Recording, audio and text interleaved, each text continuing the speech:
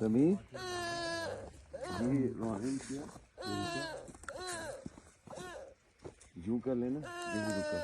उसने कहा चुप, तो जरा से यूं किया ना, मतलब उधर देखा है ये कर लेना और यहाँ से यूं कर लेना। ताकि वो गायब हो जाए। अहमद यहाँ पर जब रुकोगे ना,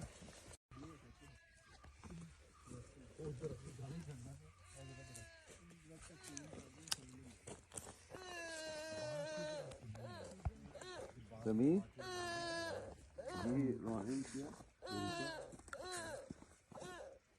यूं कर लेना, यही रुका।